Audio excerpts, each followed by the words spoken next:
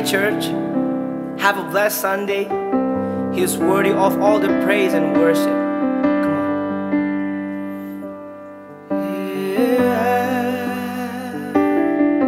Yes,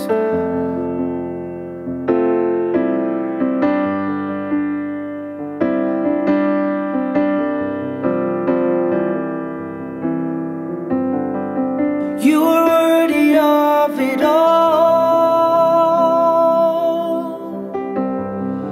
You are worthy of it all.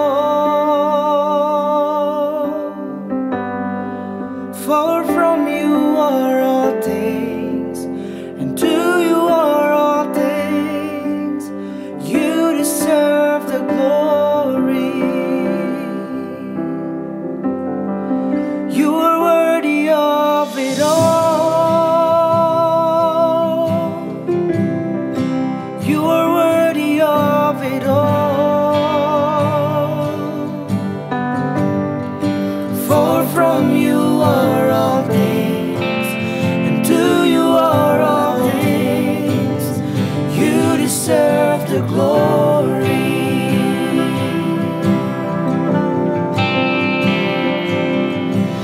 All the saints and angels bow before your throne. All the elders cast their crowns before the Lamb of God and sing, you are worthy of it all. You are worthy of it all. For from you are all things, and to you are all things. You deserve the glory. Worthy of it all. You are worthy of it all. Worthy of it all. You are worthy of it all. For from you are all things, and to you are all things. You deserve the glory. You deserve the glory.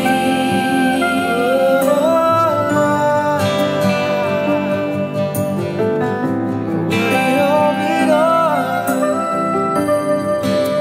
You're worthy of all praise. And to you are all things, my Lord.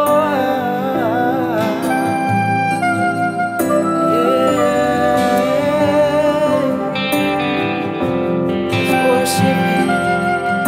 We praise your name on high. Yes, Lord. You're worthy of it all.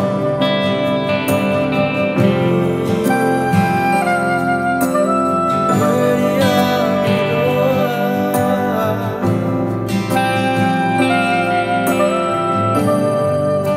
Come on, let's sing it together. Day and night, night and day, let incense arise. Day and night, day and night, night and day, let incense arise.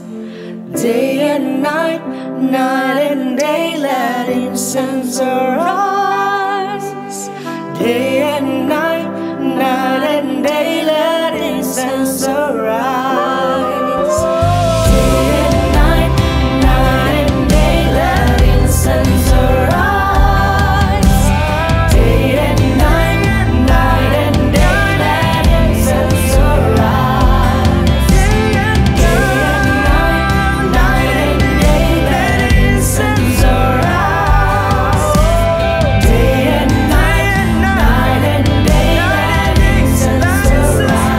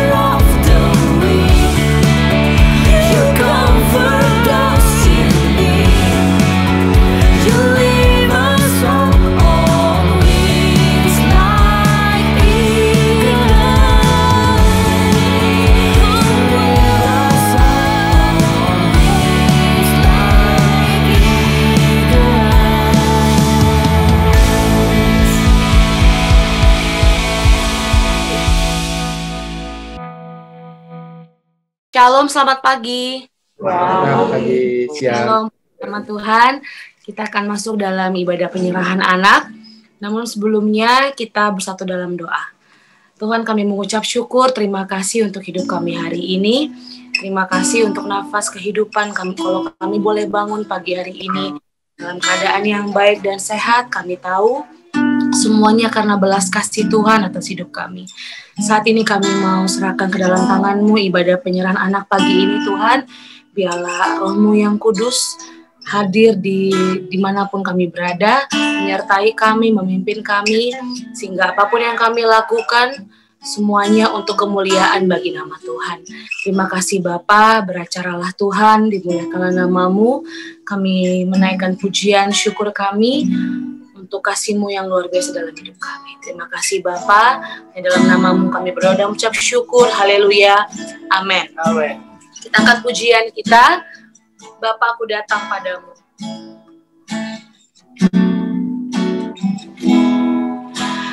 Bapa, aku datang padamu, naikkan ucapan syukur atas kasih anugerah-Mu yang indah setiap hari. Datang padamu, Bapa-Ku datang padamu, naikkan ucapan syukur atas kasih anugerah-Mu yang indah setiap hari. Pagi hari, siang hari, sore dan malam hari, tak hentinya mengucap syukur atas kebaikan-Mu. Bapa-Ku datang padamu, Bapa-Ku datang padamu, naikkan ucapan syukur atas kasih anugerah-Mu yang indah setiap hari. Pagi hari, pagi hari, siang hari, sore dan malam hari, tak hentinya mengucap syukur atas kebaikan-Mu. Pagi hari, siang hari, sore dan malam hari, tak hentinya mengucap syukur atas kebaikan-Mu, atas kebaikan-Mu, atas kebaikan-Mu, atas kebaikan-Mu.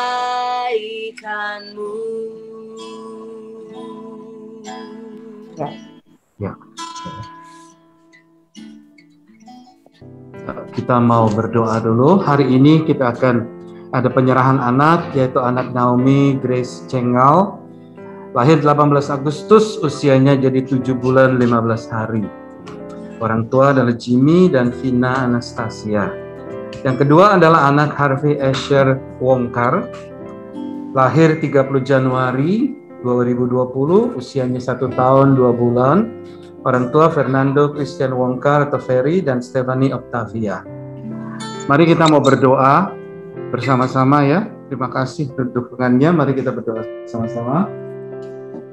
Bapa, di dalam nama Tuhan Yesus, kami bersyukur untuk keluarga ini yang mengasihi Tuhan, oleh iman kedua orang tuanya, Jimmy dan Tina Anastasia menyerahkan Naomi Grace Cengau kepadamu Tuhan. Kami berdoa pada saat ini, maka kiranya kasih karunia Tuhan turun ke atasmu, kebaikan Tuhan, perlindungan Tuhan, damai sejahtera, dan kiranya malaikat Tuhan berkemah sekeliling melindungi dan menjagai. Di dalam nama Tuhan Yesus Kristus, dijauhkan dari segala yang tidak baik, dijauhkan dari segala yang berbahaya dan sebagainya, tetapi biar kesehatan, kekuatan, perlindungan Tuhan atas anak ini, dan bahkan sedini mungkin mereka akan mendengar suara Tuhan, dan sedini mungkin mereka akan mengasihi Tuhan. Amen. Dan mengenal Tuhan Yesus sebagai Tuhan dan Juru Selamat. Utuskan malaikat-malaikatmu Tuhan berkemah sekelilingnya, melindungi dan menjaganya dimanapun dia berada, kapanpun dia berada. Terima kasih Tuhan. Kami berdoa biar kiranya kami memanggil semua talenta-talenta yang Tuhan sudah taruh di dalam hidupnya untuk muncul dan semaksimal mungkin terjadi di dalam hidupnya ini. Terima kasih Tuhan untuk Naomi Grace Cengau dan kedua orang tuanya Jimmy dan Tina. Kiranya mereka mendidik di dalam takut akan Tuhan. Kiranya mereka akan bersatu dengan Tuhan hari ini dan seterusnya. Kami berdoa sekarang Tuhan untuk anak Harvey Asher Wongkar. Kami berdoa oleh iman kedua orang tuanya, yaitu Ferry dan Stephanie dan kami Tuhan. Kami bersyukur mereka menyerahkan diri kepadamu anak ini. Karena itu kami berdoa mulai hari ini, so precious anak ini Tuhan, begitu berharga anak ini, dan terima kasih Tuhan untuk berkat-Mu atas Harvey ini. Kami berdoa kiranya perlindungan Tuhan, damai sejahtera, berkat-berkat Tuhan turun atas Harvey, dan doa juga kami malaikat Tuhan dikirimkan untuk melindungi dan menjaga Harvey, dan dia akan bertumbuh di dalam damai sejahtera, berkat-berkat Tuhan dan kemurahan Tuhan. Dia akan menjadi anak yang baik, dia akan sedini mungkin akan mendengar suara Tuhan, dan dia akan dekat kepada Tuhan. Diberkatilah Harvey Tuhan, dilindunginya dia dari segala mara bahaya, gangguan dan yang tidak baik semasa pertumbuhan ini. Kiranya kasih Tuhan memenuhi, dilimpahkan kepada anak ini. Kami berdoa ya Bapa, biarkan mulai hari ini dia nyata perlindungan Tuhan kepada anak ini Tuhan. Terima kasih Bapa, terpujilah nama-Mu. Kami berdoa untuk kedua pasangan ini Tuhan.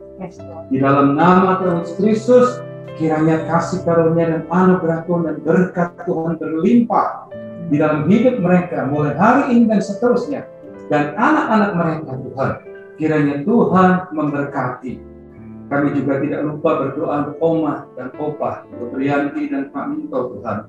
Di dalam nama Tuhan Yesus Kristus, kiranya Tuhan menyertai dan memberkati seluruh keluarga besar ini, mulai hari ini dan seterusnya di dalam nama Tuhan Yesus Kristus. Demikian juga kami terus berdoa untuk anak ini, memanggil talenta-talenta yang Tuhan sudah berikan, tanamkan di dalam diri Harvey untuk muncul dan semaksimal mungkin terjadi dalam hidupnya. Terima kasih Bapa, terima kasih Tuhan Yesus, terpujilah nama-Mu. Dalam nama Tuhan Yesus kami berdoa, amin. Amin. Amin.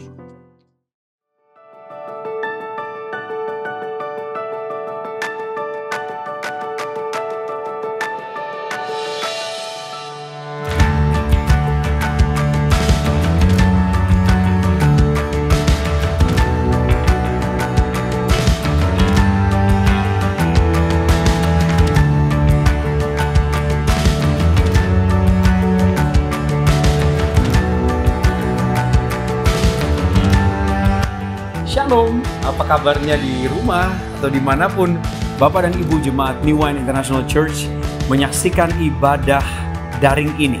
Saya Coki Sitohang kembali lagi untuk menyampaikan beberapa pengumuman penting yang jangan sampai dilewatkan.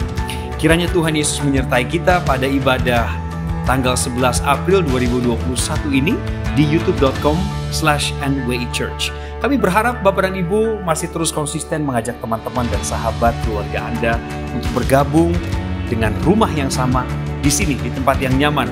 Dan tentu saja cara yang gampang juga adalah suruh sahabat dan teman-teman untuk ikuti 2 akun media sosial. Instagram @nweichurch dan juga Facebook New One International Church. Biar mereka aja gitu cari tahu tentang gereja kita.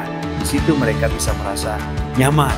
Nah, buat Anda yang sudah merasa nyaman duluan berjemaat di New One International Church atau sudah ikuti ibadah tapi belum terdaftar sebagai jemaat, Anda mau memutuskan menjadi jemaat, silakan mengisi formulir virtual yang saat ini juga muncul di layar.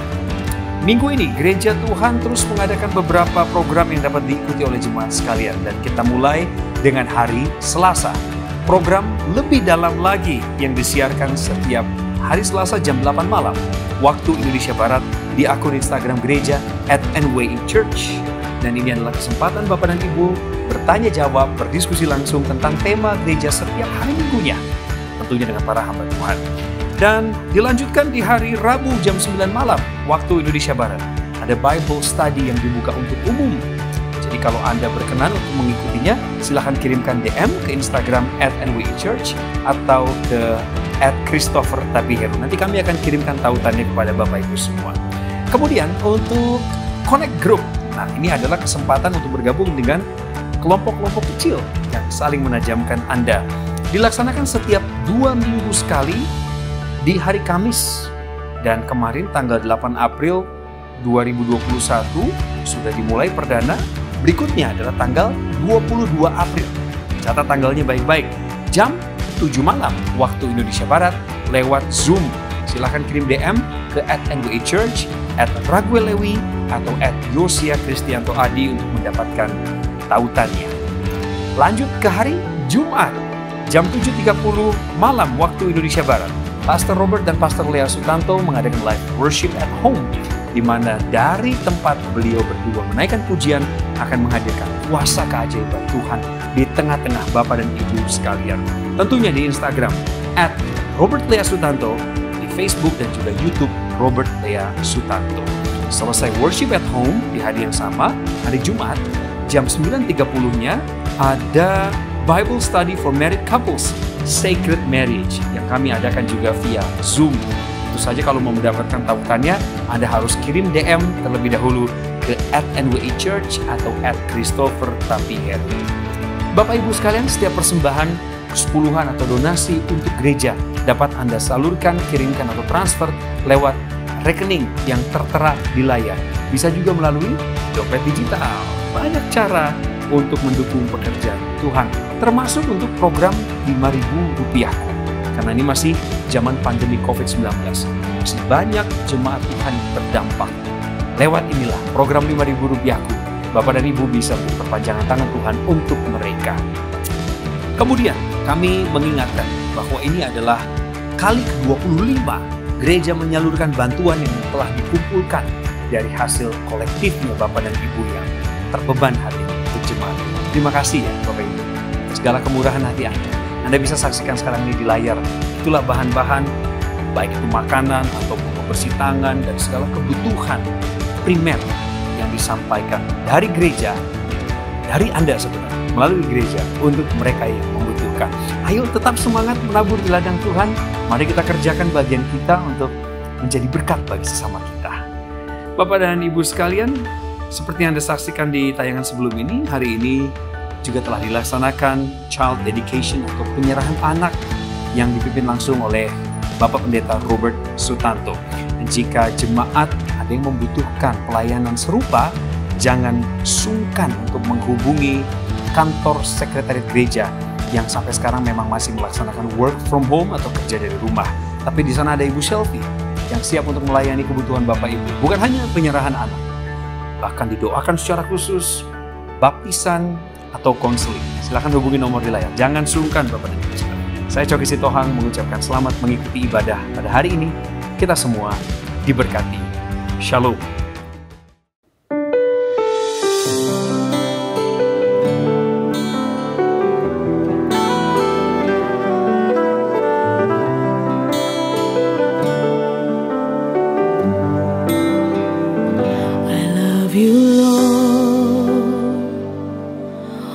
Your mercy never fails me.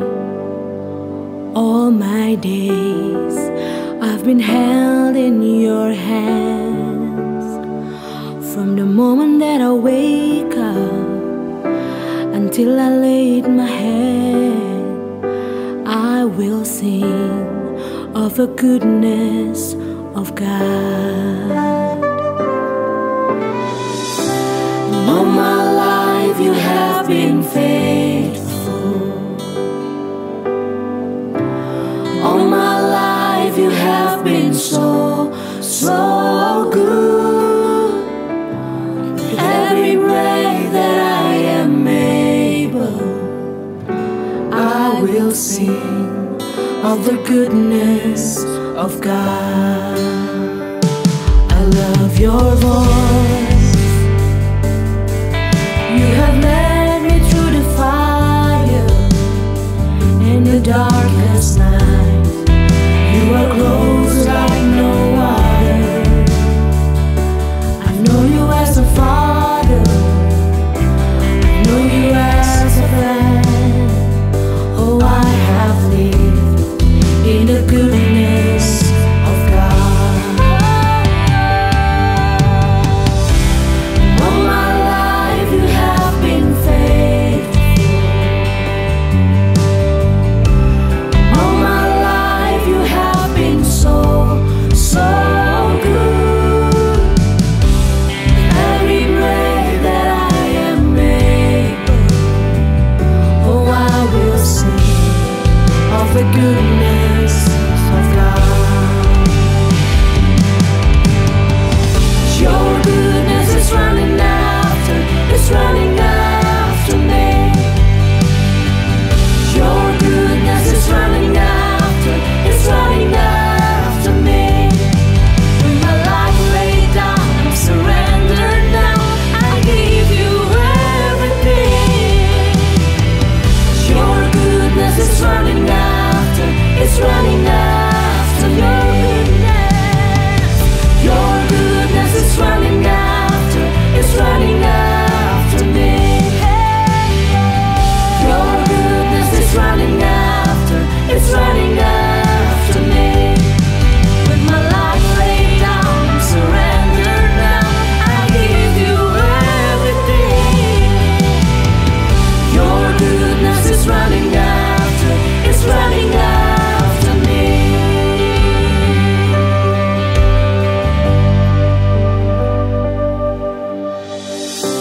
And all my life you have been faithful.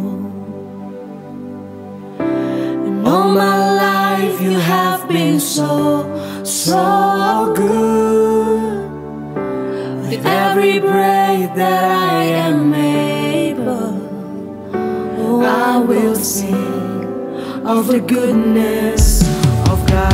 I'm gonna sing, all my life. All my life you have been faithful. All my life you have been so good. Every breath that I am able, oh, I will sing of the goodness of God. All my life you have been faithful.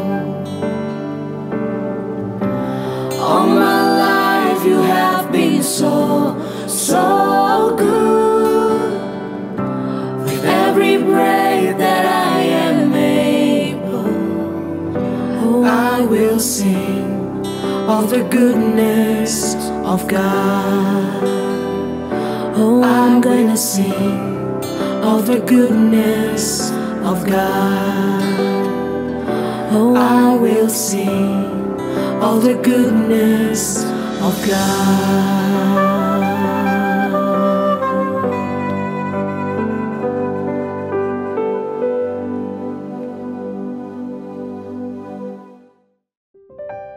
Shalom Jemaat New Wine dimanapun berada, Christopher Tapeheru di sini senang banget dapat kesempatan lagi untuk bisa membagikan isi hati Tuhan, menyapa juga semua teman-teman saudara-saudara yang baru pertama kali join online service kami. Welcome. Kalau udah belum punya gereja tetap bisa bergabung dengan keluarga New Wine International Church. Bersyukur buat kesempatan lagi ya bisa membagikan isi hati Tuhan setelah Paskah. Ya, setelah melalui Jumat Agung dan Paskah.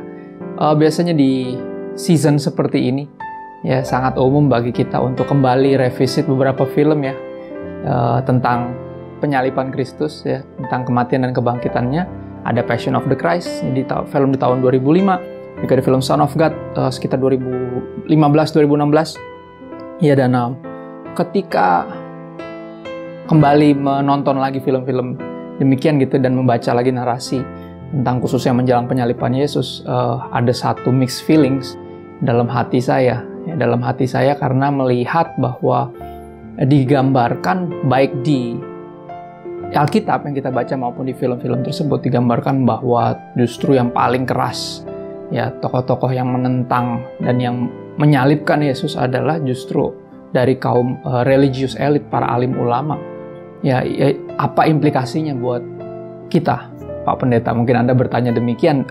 Bagi saya pribadi ini implikasinya untuk kita diingatkan ketika gini ya, Jumat Agung dan Paskah kemarin saya membagikan pesan dan Pastor Robert juga, Pastor Regu Lewi juga membagikan hal yang sama tentang pentingnya ada kehidupan yang diubahkan ya, pentingnya pertobatan.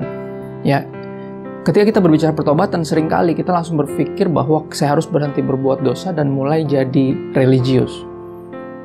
Ya, itu kecenderungan umumnya. Saya bilangnya ekstrim kanan, ekstrim kiri. Ya, karena berpikir berhenti berbuat dosa itu artinya langsung jadi religius, jadi agamawi. Padahal agamawi itu justru problem. Ya, salah satu problem juga justru yang kita dapatkan tadi, nuansa yang saya dapatkan ketika menonton lagi dan membaca narasi ya dari kitab suci sendiri, ya dari Injil, khususnya menjelang penyaliban Yesus, dan juga nonton film-film tadi. Ya, justru agamawian ini justru problem utamanya. Ya, the religious lah, para alim ulama lah justru yang menyalibkan Yesus. Ya, dan ini patut kita renungkan. Ya, ada beberapa hal yang saya rindu bagikan hari ini. Ya, yang pertama tentang, kalau saudara suka nyatet ya, tentang repent from sin, bertobat dari dosa-dosa kita. Ya, dan saya beri judul pesan hari ini Made Alive, dihidupkan kembali. Ya, karena aku percaya kita harus belajar percaya bahwa kekristenan bukan tentang orang jahat belajar jadi baik. Ya, tapi tentang orang-orang yang tadinya mati dalam dosa dihidupkan kembali oleh Tuhan. Ya, sehingga bisa hidup bagi Tuhan, mati terhadap dosa dan hidup bagi Tuhan. Kita orang-orang yang dibangkitkan kembali, bukan yang jahat belajar jadi baik, tapi yang mati dibangkitkan lagi. So, hari ini kita akan belajar tentang itu. Yang pertama tentang repent from sin, bertobat dari dosa. Ini cukup straightforward, cukup jelas. Jumat Agung saya udah singgung dan Paskah juga saya singgung juga dan akan saya singgung lagi. 1 Petrus 4 ayat 1-3. 1 Petrus 4 ayat 1-3 izinkan saya baca. Jadi karena Kristus telah menderita penderitaan badani, ya, karena Kristus telah disalibkan, disiksa, ya, dan mati di kayu salib, kamu pun, Anda dan saya harus juga mempersenjatai diri kita dengan pikiran yang demikian. Ya, bahwa kita juga akan mengalami sedikit banyak tentangan, ya, mengalami penganiayaan karena iman kita kepada Kristus, karena kita pengikut Kristus. Ya, karena Kristus telah menderita penderitaan badani, kamu pun harus mempersenjatai diri dengan pikiran demikian. Ya, di Amplified Bible ditulis menarik sekali. Dia bilang pikiran yang kayak gimana? Pikiran yang punya pandangan kayak gini loh. Mending saya menderita, ya, tapi hidup sesuai dengan kehendak Tuhan. Ya, itu pikiran Kristus. Di Amplified Bible tulis demikian, ada catatannya. Ya. Dan dijelaskan gini, karena barang siapa telah menderita penderitaan badani, ia telah berhenti berbuat dosa. Ini salah satu ayat yang saya cari. Pertama kali saya bertobat sungguh-sungguh di tahun 2008. Umur saya 24 waktu itu. Ya, saya tumbuh besar di keluarga Kristen, bahkan anak pendeta. Ya, tumbuh besar juga di lingkungan gereja dan pelayanan. Ya, udah pelayanan, udah di gereja, udah Kristen, udah beragama Kristen, belum tentu artinya udah bertobat ya. Ya, saya masih hidup dua dunia. Ya, secara persona, secara pencitraan itu yang ditampilkan. Ya, saya seorang yang saleh, pelayanan, anak pendeta yang baik, tapi ada dosa-dosa tersembunyi yang saya lakukan di belakangnya. Ya, dan ketika di 2008 Tuhan menjamah hati saya, menggantinya dengan yang baru. Saya mengalami encounter dengan Tuhan di satu KKR yang altar call-nya saya nggak maju ke depan, tapi Tuhan samperin saya di bangku, dan di detik itu saya yakin ada yang dirubah di dalam saya. Saya percaya saya diberikan hati yang baru, sehingga saya mulai punya kerinduan yang tadinya saya nggak miliki, yaitu untuk mendalami, untuk mengenal Tuhan melalui firman-Nya. Dan karena menyadari dosa-dosa saya, ya Roh Kudus menginsafkan saya akan dosa saya langsung mencari ayat langsung, ya, karena kita hidup di era yang paling enak. Tinggal search ya di via World Wide Web, internet, langsung search ayat tentang berhenti berbuat dosa. Dan langsung refernya ke ayat ini, karena satu-satunya ayat yang berkata tentang secara letter gitu ya, secara tertulis berhenti berbuat dosa adanya di sini. Ya, berhenti berbuat dosa. Munculnya di sini. Ya, dan ayatnya cukup menarik. Akhirnya saya renungkan lagi, dan ini yang saya coba bagikan. Ya, barang siapa telah menderita penderitaan badani, ia telah berhenti berbuat dosa. Ya, jadi ketika kita sungguh-sungguh dalam keimanan kita kepada Kristus, kita akan mengalami berbagai hal yang Kristus juga alami. Penolakan, kita dianiaya sampai level tertentu. Ya, terorisme kembali terjadi belum lama ini. Dan selalu seperti dimanapun, incerannya udah pasti rata-rata gereja. Ya, udah pasti pengikut Kristus yang diincar somehow. Dan tapi kembali, Roh Kudus mengingatkan kita akan apa yang Yesus katakan sendiri. Ya, akan tiba waktunya orang menganiaya kamu, membunuh kamu, dan berpikir mereka berbuat bakti bagi Allah. Dan ayat itu kembali nyala lagi dan mengingatkan kita. Ya, gimana cara kita bisa berhenti berbuat dosa ketika kita udah sungguh-sungguh ikut Tuhan. Ya, sudah mengalami sedikit banyak penderitaan, yang menderita penderitaan badani tadi, penolakan, ya, pengucilan, kita dikucilkan, bahkan sampai level tertentu dianiaya. Ya, kita baru berhenti berbuat dosa. Ya, kita baru menyadari bahwa ini segitu seriusnya ya kalau ikut Tuhan tuh. Ya, kita menyangkal diri, pikul salib, kita latih diri kita beribadah. Gak ada yang suka latihan, saudara. Latihan itu capek, berat, disebut jerih lelah. Ya, berjerih payah untuk berlatih. Tapi ketika kita melatih diri kita beribadah, ya, kita menderita penderitaan badani sedikit banyak, dan kita berhenti berbuat dosa. Alasannya supaya waktu yang sisa jangan kamu pergunakan menurut keinginan manusia, tetapi menurut kehendak Allah. Itu tujuannya. Ya, ini tujuannya. Ya, Kristus menderita penderitaan badani sehingga kita juga ketika mengalaminya, kita punya teladan, ya.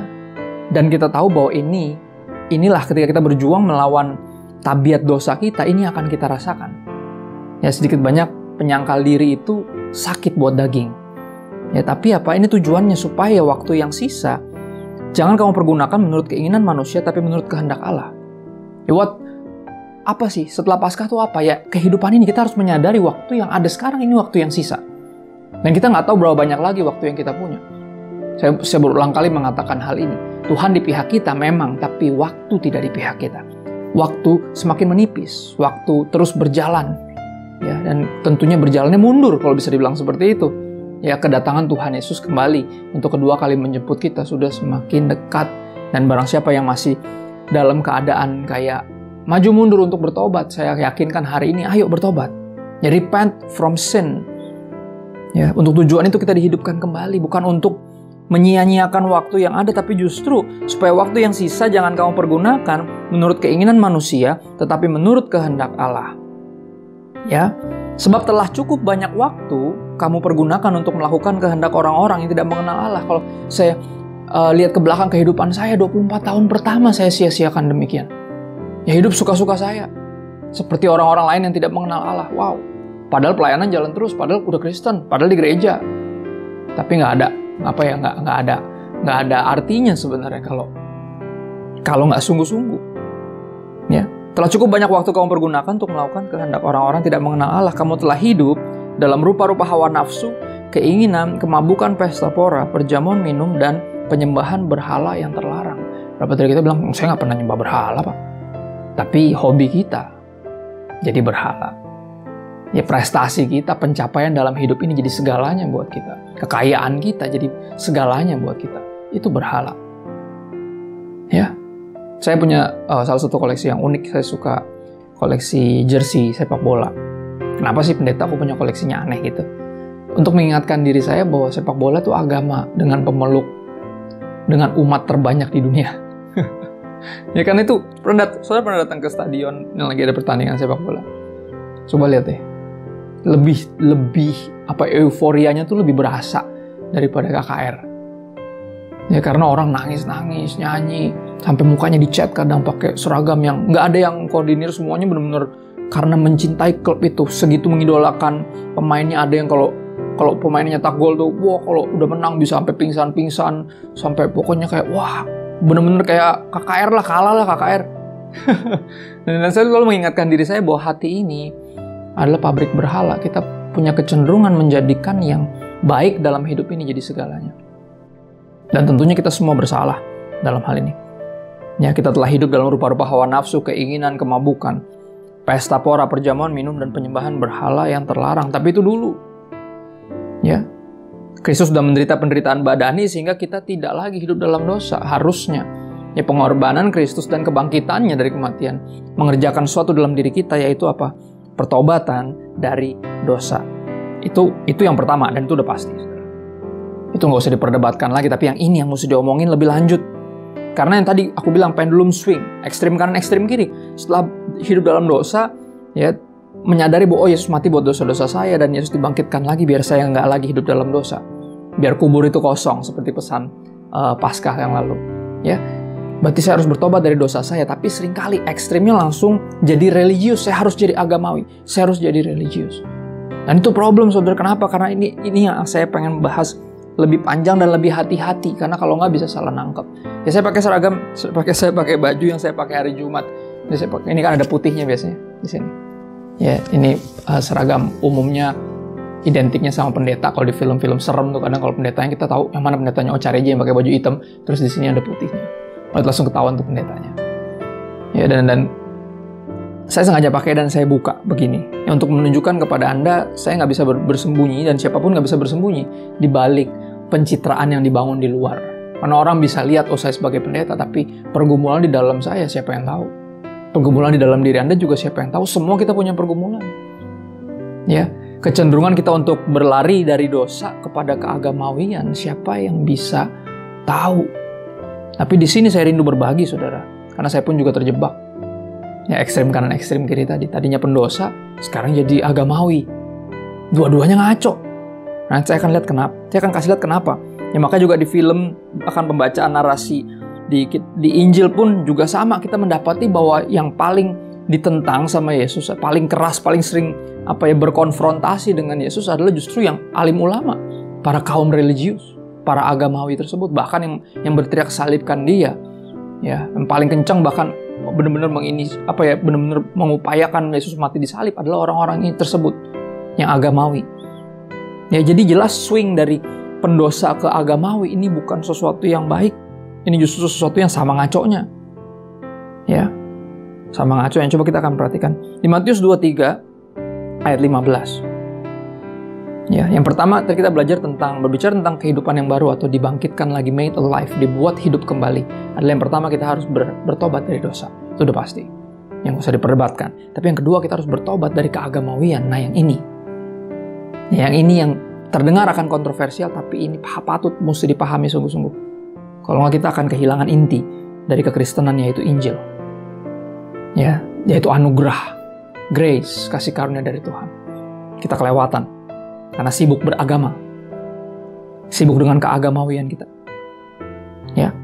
Matius 23:15, saudara-saudara kalau nggak percaya betapa kerasnya Yesus mengecam kalangan ini di Matius 23, Anda bisa baca dari ayat 1 sampai habis, Anda akan lihat betapa kerasnya Yesus. Dan saya kalau udah baca ayat-ayat tadi langsung kayak berpikir kayak ya pantas aja dia disalib. Keras sekali. Dia punya bukan cuma celetukan, kata-kata teguran bagi mereka nih. Ya, warnings bagi para religious elite ini keras sekali dari mulut Yesus. Ya, salah satunya ini saudara, Matius 23:15. Yesus berkata seperti ini, celakalah kamu hai ahli-ahli Taurat, ya orang-orang yang jago. Ya, yang ahli banget firman Tuhan. Oke, kitab khususnya Taurat. Dan kitab para nabi bahkan. Celakalah kamu, hai para ahli Taurat dan orang-orang Farisi. Hai kamu orang-orang munafik. Ya. Kenapa celaka? Sebab kamu mengarungi lautan dan menjelajah daratan untuk mentobatkan satu orang saja menjadi penganut agamamu. Ya, ini kecenderungannya sama. Kita juga punya tugas untuk menginjil, untuk menjadikan semua bangsa murid Kristus. Tapi ini yang terjadi apa? Mereka fokus adalah pengen mencari orang jadi penganut agamanya. Ya, bahkan sampai mengarungi lautan, menjelajah daratan untuk mentobatkan satu orang saja jadi penganut agamamu. Dan sesudah ia bertobat, lihat kata-kata ini. Ini, tajam banget. Sesudah ia bertobat, kamu menjadikan dia orang neraka yang 2 kali lebih jahat daripada kamu sendiri. Wow, saya langsung ingat satu film atau tokoh fiksi yang namanya Hellboy. Yesus bilang di sini, ya, engkau jauh-jauh pergi mencari orang, mengarungi lautan, menjelajah daratan, cari orang untuk dipertobatkan menjadi penganut agamamu. Dan ketika ia udah bertobat, ya ketika dia menjadi penganut agamamu, kamu menjadikan dia 2 kali Hellboy dari kamu. Orang neraka, 2 kali lebih jahat daripada kamu. Wow. Ya. Keras banget. Ya ketika seorang dijadikan hanya dalam tanda kutip kalau pakai agama kita ke agama Kristen, hanya dijadikan beragama Kristen, tapi tidak sungguh-sungguh punya personal relationship with Jesus, jadi kayak gini.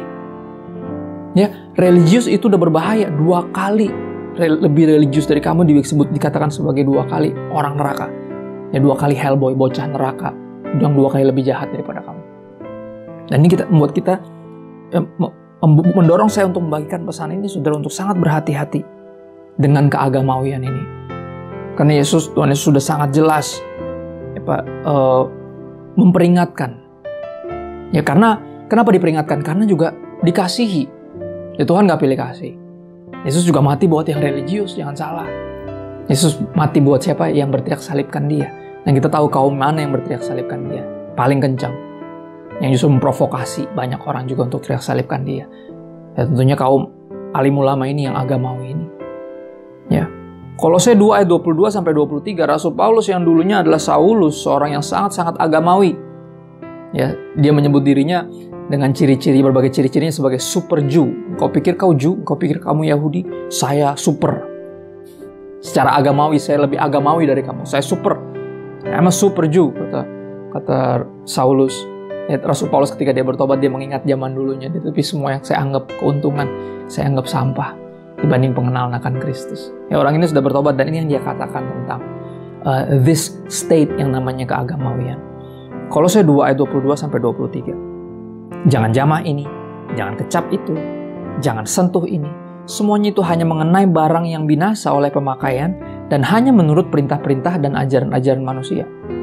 Peraturan-peraturan ini, walaupun nampaknya penuh hikmat, dengan ibadah buatan sendiri, seperti merendahkan diri, menyiksa diri, perhatikan kata-kata dia, tidak ada gunanya selain untuk memuaskan hidup duniawi.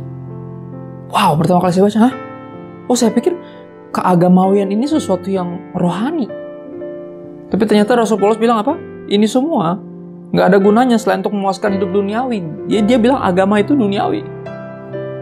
Wow. Kalau nggak hati-hati, kalau nggak dijelasin di elaborate, bisa salah nangkep. Orang pikir, berarti nggak usah beragama dong. Bukan begitu. Agama baik, semua agama baik. Tapi nggak ada satupun agama yang menyelamatkan. Kita butuh juru selamat. Makanya Yesus datang. Hidup sempurna ganti hidup kita yang berantakan dan mati sebagai tumbal menggantikan kita di kayu salib. 3 hari kemudian dia bangkit. Yang meyakinkan kita bahwa barang siapa dalam Kristus, dia akan hidup walaupun dia udah mati. Ya, ada kehidupan kekal dan sejati dalam Yesus. Kita diingatkan. Ya, Rasul Paulus mengingatkan dengan sangat keras, cukup keras. Ya, nggak ada gunanya semua tadi peraturan-peraturan yang nampaknya penuh hikmat tadi. Ibadah buatan sendiri, merendahkan diri, menyiksa diri. Ya, semua ini cuman perintah-perintah ajaran-ajaran manusia yang nggak ada gunanya selain untuk memuaskan hidup duniawi. Dia menyebutnya agama, keagamawian sebagai sesuatu yang duniawi. Yang menjadikan seorang ketika berhasil menjalankannya, menjadi orang-orang yang dipenuhi dengan pasti paling nggak minimal kesombongan. Ya, kesombongan. Dan berasa bahkan menghasilkan orang-orang yang menuntut Tuhan. Tuhan, saya udah pelayanan, saya udah taat. Ya. Kok Tuhan izinkan ini terjadi? Ya. Kenapa saya mesti kehilangan orang yang saya kasihi? Kenapa saya mesti ditipu sama orang, kenapa saya mesti kena bencana seperti ini. Lihat, pertanyaan-pertanyaan itu timbul dari orang-orang yang berpikir dan melakukan banyak hal buat Tuhan, sehingga Tuhan berhutang untuk memberikan atau melakukan sesuatu bagi kita. Nah, ini salah satu yang disebabkan oleh keagamawian, membuat kita lupa bahwa semuanya ini kasih karunia dan semua kita adalah seperti pengemis. Ya, semua kita adalah seperti pengemis. Dan di sini kan saya juga membagikan ini, ada satu postingan yang menarik. Jadi di akun Instagram dari Stop Playing Church, berhenti bermain gereja-gerejaan, kalau saya boleh terjemahkan dengan terjemahan bebas. Stop Playing Church. Jadi katakan seperti ini. Many turn from Jesus. Banyak yang berbalik dari Kristus, dari Yesus, karena pengalaman buruk dengan orang-orang yang agamawi. Ya, kita harus mengingatkan mereka, dan juga diri kita sendiri tentunya, bahwa Yesus juga mengalami pengalaman yang buruk, ya, dengan orang-orang yang agamawi. Ya, He was crucified by them. Kristus disalibkan oleh mereka, oleh para orang-orang yang agamawi ini, kaum agamawi religious elite ini. Dan ini yang membuat kita mesti hati-hati, jangan sampai kita pendulum swing dari pendosa, bertobat dari dosa, dan sekarang jadi agamawi. Ya, ini yang mesti kita hati-hati. Karena bisa jadi tadi sebagai overreaction dari, wah, saya nggak boleh bikin dosa, saya harus jadi agamawi, saya harus jadi religius, jadi problematik. Ya. Dan izinkan saya membagikan gini, saudara, kita akan baca cukup banyak ayat di Galatia 5. Mulai ayat 1 sampai 14. Ya. Dari ayat 1 sampai 14, Galatia 5. Saya cuma taruh secuplik aja di sini ayatnya. Ya, untuk sebagai bagi Anda yang tipenya visual, kayak saya, tipe ngingatnya sebagai visualnya, ada ayat yang bagus sebagai pengingat. Kita ke Galatia 5 di bawah judul Kemerdekaan Kristen. Galatia 5 ayat 1 sampai 14. Dikatakan seperti ini. Supaya kita sungguh-sungguh merdeka, Kristus telah memerdekakan kita. Amin. Karena itu, berdirilah teguh dan jangan mau lagi dikenakan kuk perhambaan. Sesungguhnya aku, Paulus, berkata kepadamu, jikalau kamu menyunatkan dirimu, ya, Kristus sama sekali tidak akan berguna bagimu. Ya. Sekali lagi aku katakan kepada setiap orang yang menyunatkan dirinya bahwa ia wajib melakukan seluruh hukum Taurat. Ayat 4 bilang ini, kamu lepas dari Kristus jikalau kamu mengharapkan kebenaran oleh hukum Taurat. Kamu hidup di luar kasih karunia. Jadi Rasul Paulus di sini lagi mengingatkan orang-orang yang berpikir mereka bisa menyelamatkan dirinya dengan menjadi agamawi, dengan beragama sungguh-sungguh. Oke? Kamu lepas dari Kristus jikalau kamu mengharapkan kebenaran oleh hukum Taurat. Kamu hidup di luar kasih karunia. The truth is, nggak bisa. Ya, kita nggak bisa menyelamatkan diri kita sendiri. Ayat 5. Sebab oleh roh dan karena iman, kita menantikan kebenaran yang kita harapkan. Sebab bagi orang-orang yang ada di dalam Kristus, hal bersunat atau tidak bersunat tidak mempunyai sesuatu arti. Hanya iman yang bekerja oleh kasih. Dahulu kamu berlomba dengan baik. Siapakah yang menghalang-halangi kamu sehingga kamu tidak menuruti tidak menuruti kebenaran lagi? Jadi dibilang, tadinya kamu udah benar gitu. Udah benar di jalurnya, udah percaya berita Injil, kamu percaya bahwa kamu diselamatkan oleh kasih karunia dan segala macam. Ya, tapi sempat kamu salah gunakan kasih karunia itu sehingga masih hidup dalam dosa. Tapi ketika diperingatkan untuk bertobat, kok ya malah jadi nggak lagi hidup dalam berita Injil, nggak lagi percaya kasih karunia, ya malah berpikir bisa menyelamatkan diri sendiri dengan kekuatan sendiri. Ya. Dahulu kamu berlomba dengan baik, ayat 7 saya ulang. Siapakah yang menghalang-halangi kamu sehingga kamu tidak menuruti kebenaran lagi? Ajakan untuk tidak menurutinya lagi bukan datang dari Dia, bukan datang dari Tuhan yang memanggil kamu, bukan datang dari Kristus yang memanggil kamu. Nah, jadi jangan sampai ketika ada khotbah tentang pertobatan, dikhotbahkan, Anda salah mengerti dan akhirnya pendulum swing lari ke jadi agamawi. Jadi berpikir, oh saya harus menyunatkan diri saya sendiri. Saya harus menyelamatkan diri saya sendiri dengan kekudusan saya, dengan kesalehan saya, ya, dengan amal dan perbuatan baik saya, dengan pelayanan saya. Apapun itu. Dengan kerajinan saya baca Alkitab dan berdoa. Ya. Ajakan untuk tidak menurutinya lagi bukan datang dari Dia yang memanggil kamu. Sedikit ragi sudah menghamilkan seluruh adonan. Sedikit keagamawian menghancurkan semua pengharapan akan anugerah Tuhan. Ya. Dalam Tuhan aku yakin tentang kamu, bahwa kamu tidak mempunyai pendirian lain daripada pendirian ini. Tetapi barang siapa yang mengacaukan kamu, ia akan menanggung hukumannya, siapapun juga dia. Dan saya sekali lagi, semua kita para pastors di New Wine International Church nggak ingin kita jadi orang-orang yang mengacaukan Anda dari berita Injil yang benar.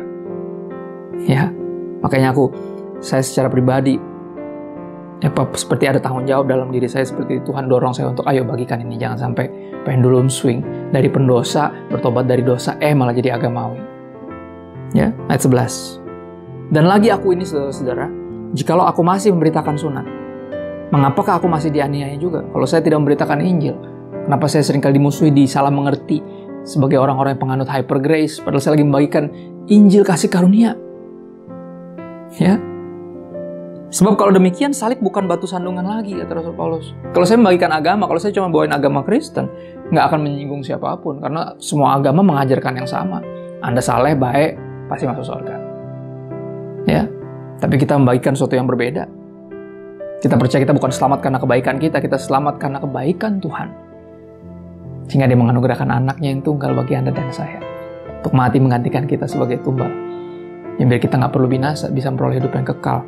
Salib memang selalu akan jadi batu sandungan bagi yang religius. Bagi yang berpikir dia bisa selamatin dirinya sendiri, kehadiran juru selamat pasti akan mengganggu, akan mengancam, akan membuat tidak nyaman. Ayat 12, baiklah mereka yang menghasut kamu itu mengebirikan saja dirinya. Kata-katanya keras banget. Berarti sudah 2 ayat lagi terakhir, 13 dan 14. Saudara-saudara, memang kamu telah dipanggil untuk merdeka. Unik ya, dia ngomongin tentang jangan jadi religius, tapi di satu sisi juga dia ingetin, emang kamu dipanggil untuk merdeka memang. Termasuk dari keagamawian. Ada undangan, ada ajakan. Ya ada kehidupan kembali yang Tuhan berikan, ada kemerdekaan yang dianugerahkan oleh Kristus. Ya, memang kamu telah dipanggil untuk merdeka, tetapi janganlah kamu mempergunakan kemerdekaan itu sebagai kesempatan untuk kehidupan dalam dosa. Ya, melainkan layanilah seorang yang lain oleh kasih. Karena ada juga orang-orang yang bilang tuh ya bukan agama yang nyelamatin dong, lu gak boleh agamawi gitu dong. Seolah kalau kita sungguh-sungguh di dalam Tuhan, baca Alkitab, ya pelayanan, kita melayani Tuhan, selalu dianggapnya kayak itu agamawi. Santai aja bro, kan kita udah selamat karena kasih orang. Ada yang kayak gini juga, pendulum swing lagi, ekstrem kanan ekstrem kiri. Ya, ada yang anti agama juga, akhirnya malah jadi hyper grace, akhirnya hidup dalam dosa malah. Rasul Paulus ingetin juga, ya walaupun ada kemerdekaan dianugerahkan termasuk dari keagamawian, jangan jadikan ini justru untuk hidup dalam dosa, kemerdekaan ini. Ya tapi apa? Jadikan ini kesempatan, ya, untuk saling melayani seorang akan yang lain oleh kasih. Karena ini esensinya. Ya ketika kita diberdekakan dari dosa, ya kita jadi apa? Jadi hamba kebenaran. Hamba kebenaran ciri-cirinya apa? Saling melayani.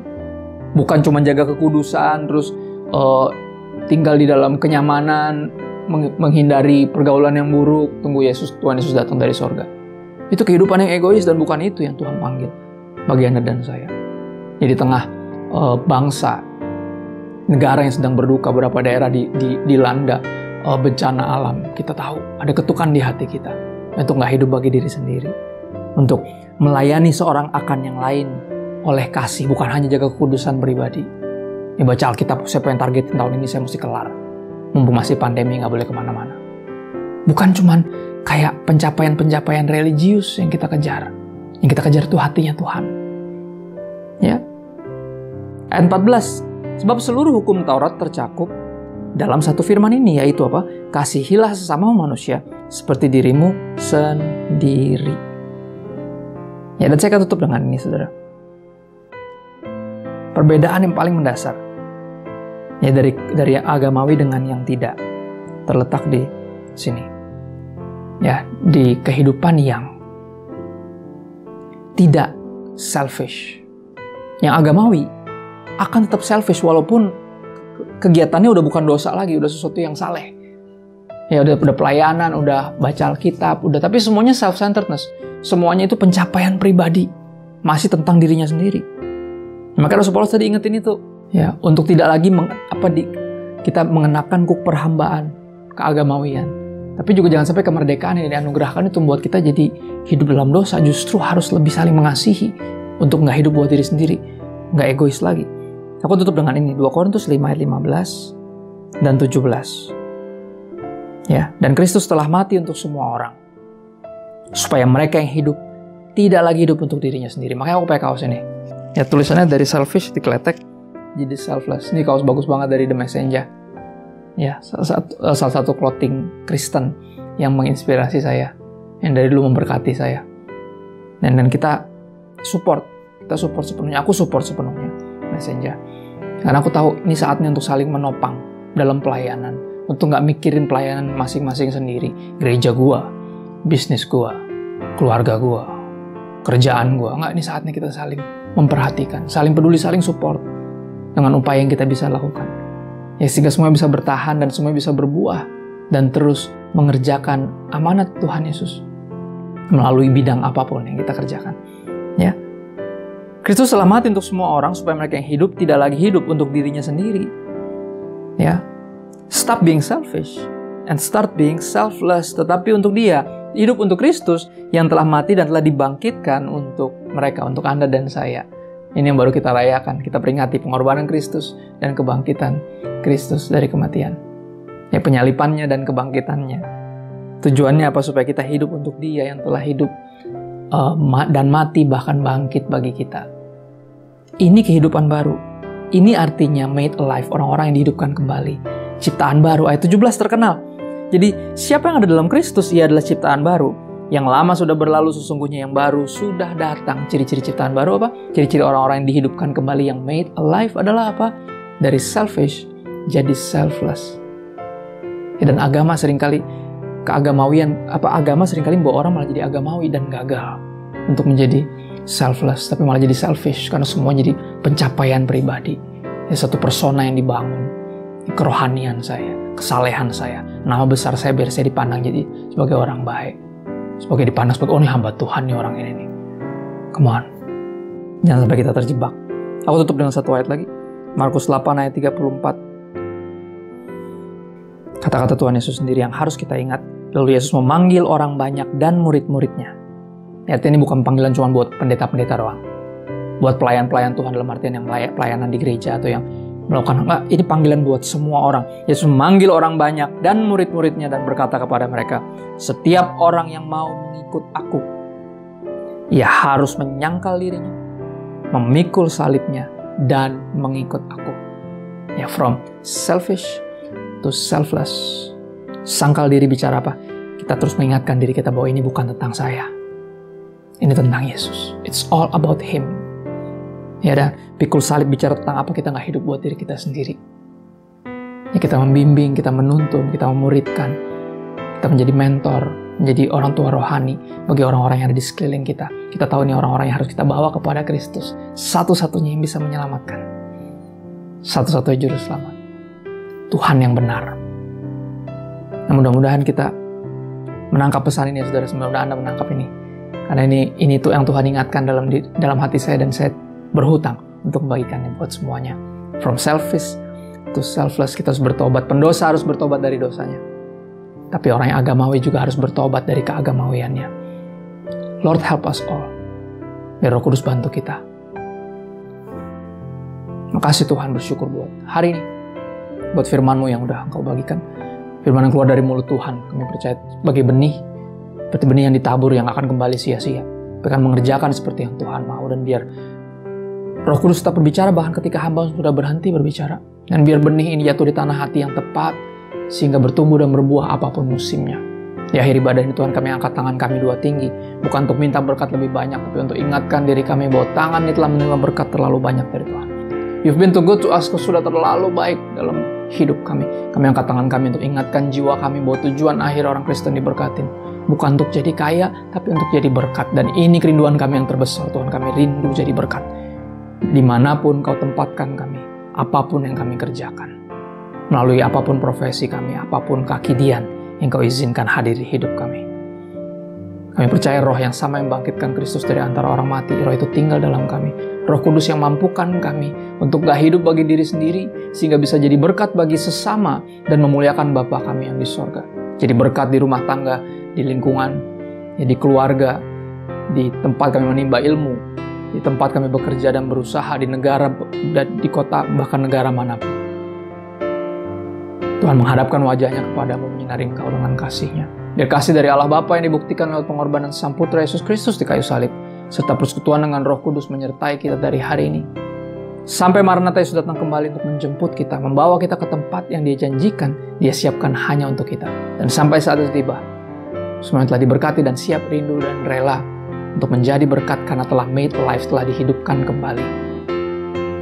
Dalam nama Yesus semuanya berkata, Amen. God bless you, stay safe and healthy, and see you on the next online service. Bye-bye.